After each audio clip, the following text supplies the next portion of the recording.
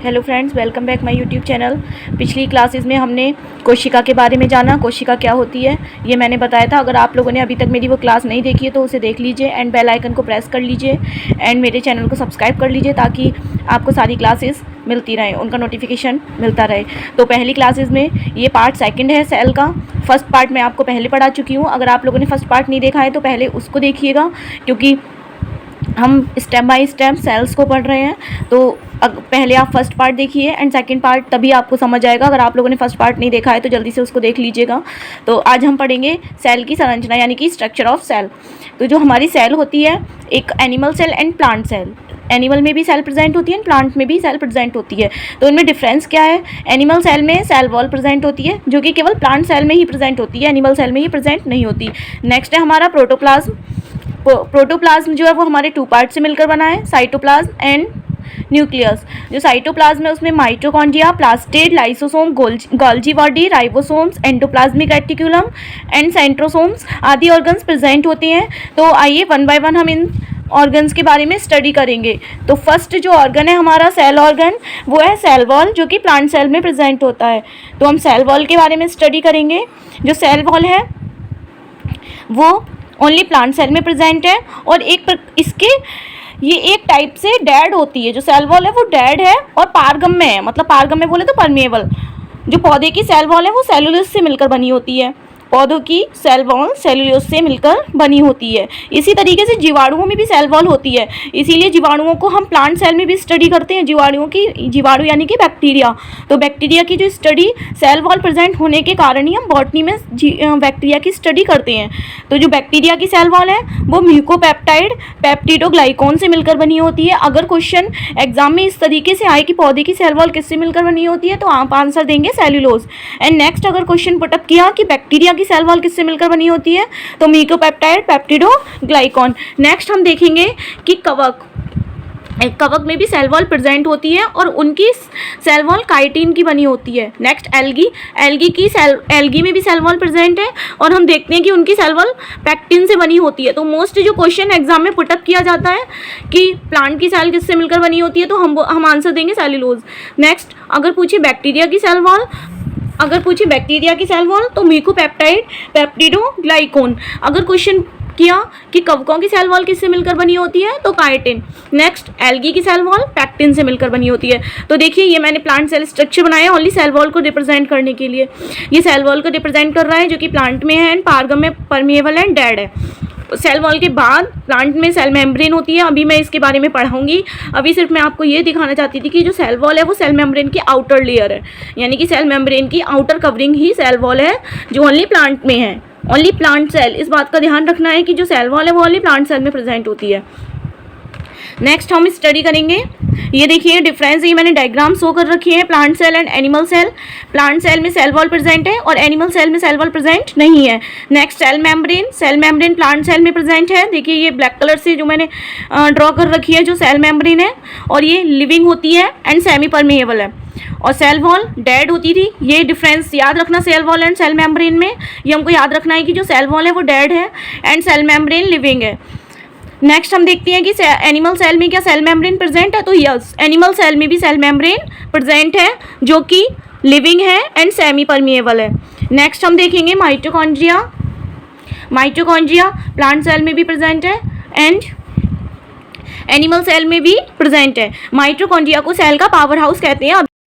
Next हम देखेंगे plastid हमारी प्लांट सेल में प्रेजेंट है। अब देखते हैं क्या प्लास्टिड एनिमल सेल में प्रेजेंट है तो एनिमल सेल में प्लास्टिड प्रेजेंट नहीं होते हैं, क्योंकि प्लास्टिड प्लांट सेल में अलग अलग तरीके के प्लांट्स को कलर देते हैं, जैसे कि क्लोरोप्लास्ट है जो प्लांट्स को ग्रीन कलर देता है और फोटोसिंथेसिस में भी ये काम आता है। नेक्स्ट है हमारा राइबोसोम्स। तो राइबोसोम्स प्लांट सेल में प्रेजेंट है क्या? एनिमल सेल में राइबोसोम प्रेजेंट है तो yes, ribosome animal cell and plant cell दोनों में प्रेजेंट होते हैं। नेक्स्ट है हमारा एंडोप्लाज्मिक रेटिकुलम। तो एंडोप्लाज्मिक रेटिकुलम भी plant cell and animal cell दोनों में प्रेजेंट होता है। नेक्स्ट है हमारा न्यूक्लियस। तो न्यूक्लियस प्लांट सेल में भी प्रेजेंट है एंड एनिमल सेल में भी प्रेजेंट है। अभी आप घबराइए नहीं कि न्यूक्लियस क्या होता है, राइबोसोम्स क्या होते हैं, माइटोकॉन्ड्रिया क्या होता है, मैं इनकी वन बाय वन आपको स्टडी कराऊंगी। नेक्स्ट हम देखते हैं कि गोल्जी बॉडी हमारे प्लांट सेल में प्रेजेंट है एंड एनिमल सेल में भी प्रेजेंट है।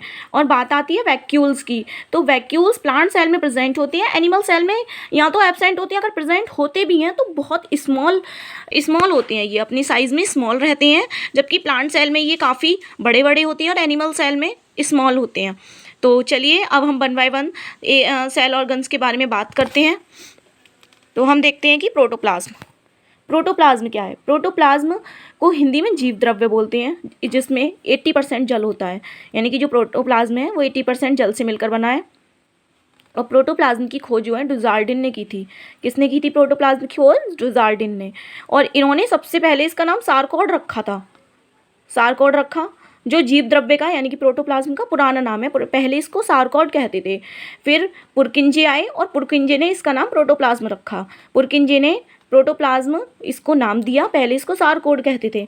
तो ये कोशिका के अंदर कंप्लीट पार्ट में फैला होता है। दूसरा हमारा माइटोकॉन्ड्रिया, माइटोकॉन्ड्रिया की खोज कॉलिकर ने की थी। और माइटोकॉन्ड्रिया को अल्टमान ने बायोब्लास्ट भी कहा, इसको बायोब्लास्ट भी कहते हैं माइटोकॉन्ड्रिया को।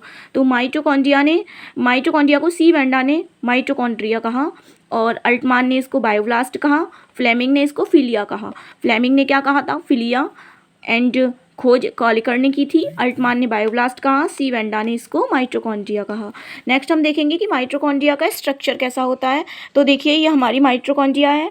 माइटोकॉन्ड्रिया में आउटर माइटोकॉन्ड्रियल मेम्ब्रेन है और सेकंड जो मेम्ब्रेन होती है उसको इनर माइटोकॉन्ड्रियल मेम्ब्रेन बोलते हैं। और इनर माइटोकॉन्ड्रियल मेम्ब्रेन के ऊपर ऑक्सीसोम्स होते हैं, ऑक्सीसोम प्रेजेंट होते हैं।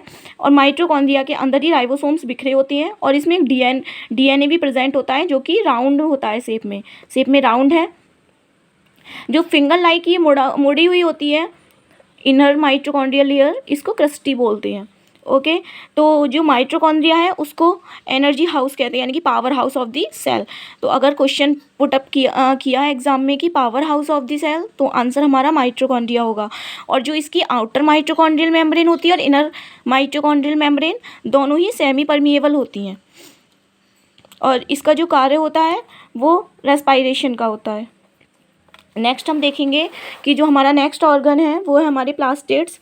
मैंने आपको बताया कि प्लास्टिड हमारे प्लांट सेल में प्रेजेंट होते हैं, एनिमल सेल में प्लास्टिड प्रेजेंट नहीं होते। प्लास्टिड की जो खोज है वो हैकेल ने की थी और ये केवल पौधों में यानी कि प्लांट्स में पाई जाती हैं। ये 3 टाइप्स के होती हैं, अवर्णी लवक, वर्णी लवक एंड हरित लवक। अवर्णी लवक बोले तो ल्यूकोप्लास्ट, वर्णी लवक बोले तो क्रोमोप्लास्ट, हरित लवक बोले तो क्लोरोप्लास्ट। मैंने इनको हिंदी और इंग्लिश दोनों में नेम लिख रखे हैं। अगर आपको इंग्लिश में लगता है कि आप इंग्लिश में लर्न कर पा रहे हैं तो इंग्लिश में लर्न कर लीजिए, वरना अगर आपको हिंदी में इजीली लर्न होता है तो हिंदी में लर्न कर लीजिए। तो जो ल्यूकोप्लास्ट है वो रंगीन पार्ट में, प्लांट के मतलब रंगहीन बोले तो कलरलेस पार्ट में प्रेजेंट होता है, जैसे कि प्लांट की रूट्स। नेक्स्ट है क्रोमोप्लास्ट, ये कलर्ड पार्ट होता है प्लांट का। एंड क्लोरोप्लास्ट ये ग्रीन कलर का होता है, जो कि क्लोरोफिल प्रेजेंट होता है क्लोरोप्लास्ट में। नेक्स्ट अब हम पढ़ेंगे अवर्णी लवक के बारे में। अवर्णी लवक मैंने बता ही दिया था कि जड़ तने जो पार्ट कलरलेस है उसमें ल्यूकोप्लास्ट प्रेजेंट होता है।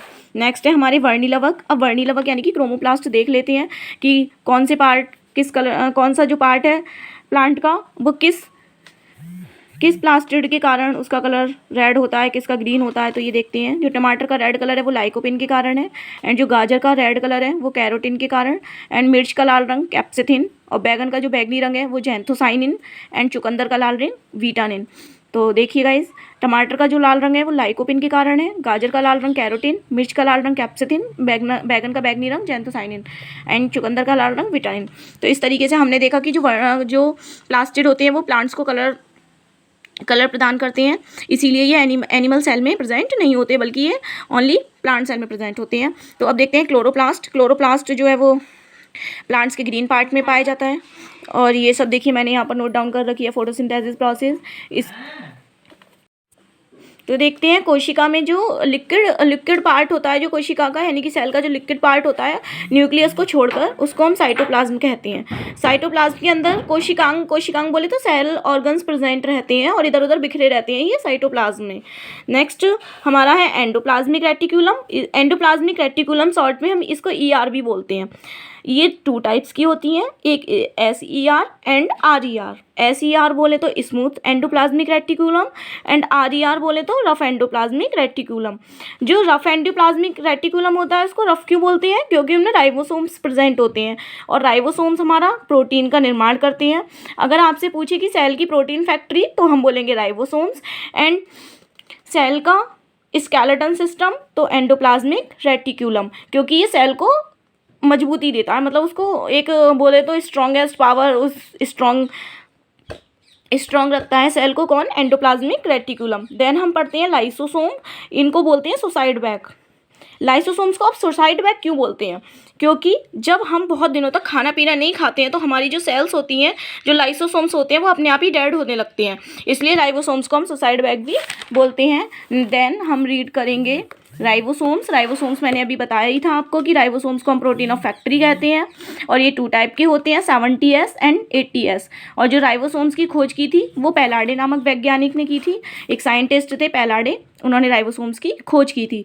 और जो राइबोसोम का वर्क होता है वो प्रोटीन का निर्माण करना होता है। नेक्स्ट हम देखेंगे गोल्जी बॉडी। गोल्जी बॉडी की खोज कैमिलो गोल्जी ने की थी और गोल्जी बॉडी को हम ट्रैफिक पुलिस ऑफ सेल बोलते हैं। अब ट्रैफिक पुलिस ऑफ सेल ही क्यों कहा जाता है गोल्जी बॉडी को?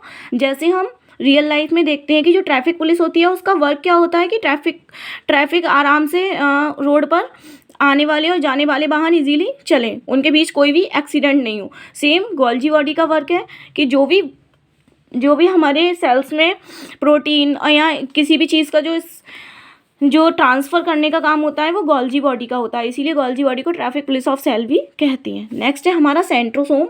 सेंट्रोसोम सेल को डिवाइड करने के काम आता है, मतलब ये सेल का डिवाइडेशन करता है और ये एनिमल सेल में प्रेजेंट होता है, प्लांट सेल में ये प्रेजेंट नहीं होता।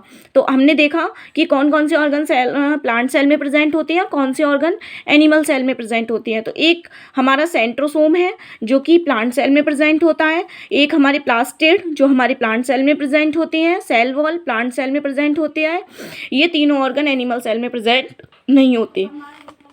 नेक्स्ट हम देखेंगे केंद्रक की खोज रॉबर्ट ब्राउन ने की थी और इसे कोशिका का कंट्रोलिंग सेंटर बोलते हैं, यानी कि जितने भी सेल के जो पार्ट कंट्रोल होते हैं, सेल जो चलती है जो भी है वो कंट्रोल कौन करता है? उसको न्यूक्लियस कंट्रोल करता है। और इसकी खोज किसने की थी? रॉबर्ट ब्राउन ने की थी एंड 1831 में की थी।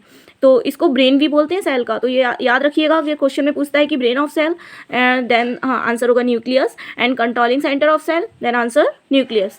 ओके गाइज, नेक्स्ट हम स्टार्ट करते हैं साइटोप्लाज्म। इसको कोशिका द्रव्य बोलते हैं हिंदी में, अगर आप इंग्लिश में लर्न कर पा रहे हैं तो इंग्लिश में।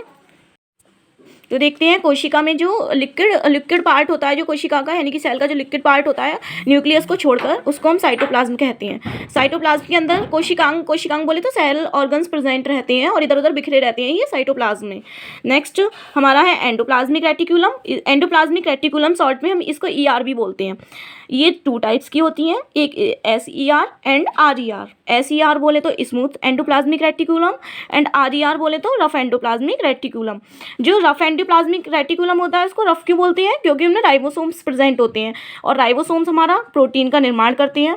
अगर आपसे पूछे कि सेल की प्रोटीन फैक्ट्री तो हम बोलेंगे राइबोसोम्स, एंड सेल का स्केलेटन सिस्टम तो एंडोप्लाज्मिक रेटिकुलम, क्योंकि ये सेल को मजबूती देता है, मतलब उसको एक बोले तो स्ट्रॉन्गेस्ट पावर, उस स्ट्रॉन्ग रखता है सेल को। कौन? Endoplasmic reticulum. देन हम पढ़ते हैं लाइसोसोम, इनको बोलते हैं सुसाइड बैग। लाइसोसोम्स को आप सुसाइड बैग क्यों बोलते हैं? क्योंकि जब हम बहुत दिनों तक खाना पीना नहीं खाते हैं तो हमारी जो सेल्स होती हैं, जो लाइसोसोम्स होते हैं, वो अपने आप ही डेड होने लगते हैं, इसलिए राइबोसोम्स को हम सुसाइड बैग भी बोलते हैं। देन हम रीड करेंगे राइबोसोम्स मैंने अभी बताया ही था आपको कि राइबोसोम्स को हम प्रोटीन ऑफ फैक्ट्री कहते हैं और ये 2 टाइप के होते हैं, 70S एंड 80S। और जो राइबोसोम्स की खोज की थी वो पैलाडे नामक वैज्ञानिक ने की थी, एक साइंटिस्ट थे पैलाडे, उन्होंने राइबोसोम्स की खोज की थी। और जो राइबोसोम का वर्क होता है वो प्रोटीन का निर्माण करना होता है। नेक्स्ट हम देखेंगे गोल्जी बॉडी की खोज कैमिलो गोल्जी ने की थी और गोल्जी बॉडी को हम ट्रैफिक पुलिस ऑफ सेल बोलते हैं। अब ट्रैफिक पुलिस ऑफ सेल ही क्यों कहा जाता है गोल्जी बॉडी को? जैसे हम रियल लाइफ में देखते हैं कि जो ट्रैफिक पुलिस होती है उसका वर्क क्या होता है कि ट्रैफिक आराम से रोड पर आने वाले और जाने वाले वाहन इजीली चलें, उनके बीच कोई भी एक्सीडेंट नहीं हो। सेम गोल्जी बॉडी का वर्क है कि जो भी हमारे सेल्स में प्रोटीन या किसी भी चीज़ का जो ट्रांसफ़र करने का काम होता है वो गोल्जी बॉडी का होता है, इसीलिए गोल्जी बॉडी को ट्रैफिक पुलिस ऑफ सेल भी कहती हैं। नेक्स्ट है हमारा सेंट्रोसोम। सेंट्रोसोम सेल को डिवाइड करने के काम आता है, मतलब ये सेल का डिवाइडेशन करता है, और ये एनिमल सेल में प्रेजेंट होता है, प्लांट सेल में ये प्रेजेंट नहीं होता। तो हमने देखा कि कौन कौन से ऑर्गन प्लांट सेल में प्रेजेंट होते हैं, कौन से ऑर्गन एनिमल सेल में प्रेजेंट होती हैं। तो एक हमारा सेंट्रोसोम है जो कि प्लांट सेल में प्रेजेंट होता है, एक हमारे प्लास्टिड जो हमारे प्लांट सेल में प्रेजेंट होते हैं, सेल वॉल प्लांट सेल में प्रेजेंट होते हैं। ये तीनों ऑर्गन एनिमल सेल में प्रेजेंट नहीं होते। Prokaryotic cell and eukaryotic cell. अब ये प्रोकैरियोटिक एंड यूकैरियोटिक सेल्स क्या है? तो जो प्रोकैरियोटिक प्रो मीन्स होता है पुराना, मतलब जो पुरानी चीज़, जो पहले जो सेल्स होती थी स्मॉल ऑर्गन माइक्रो ऑर्गेनिज्म में, जैसे कि बैक्टीरिया है, वायरस है, ब्लू ग्रीन एल्गी है, इनमें जो न्यूक्लियस होता था वो वेल डेवलप्ड नहीं होता था। तो इनकी जो सेल होती थी वो ओनली सिंगल सेल से मिलकर बनी होती थी, और इनका न्यूक्लियस भी वेल डेवलप्ड नहीं होता था। तो इनको हम बोलते हैं प्रोकैरियोटिक सेल्स। एंड जो एनिमल जिनमें न्यूक्लियस भी डेवलप्ड है और वो मल्टी सेलुलर ऑर्गेनिज्म है, और इनमें जो राइबोसोम्स होते हैं वो 80S होते हैं यूकैरियोटिक में, एंड प्रोकैरियोटिक में मैंने आपको बताया कि 70S राइबोसोम्स होते हैं। तो हम देखेंगे कि प्रोकैरियोटिक एंड यूकैरियोटिक। प्रोकैरियोटिक में जो न्यूक्लियस होता है well developed, and well developed नहीं होता, एंड यूकैरियोटिक में वेल डेवलप्ड होता है। तो थैंक यू गाइज। अगर आप लोगों ने अभी तक मेरा चैनल सब्सक्राइब नहीं किया है तो सब्सक्राइब कर लीजिए। ये सेल का सेकंड पार्ट है, फर्स्ट पार्ट मैं आपको पिछली वीडियो में बता चुकी हूँ। तो अगर आप लोगों ने अभी तक वो वीडियो नहीं देखी है तो उसको देख लीजिए एंड चैनल को सब्सक्राइब कर दीजिए। Thank you.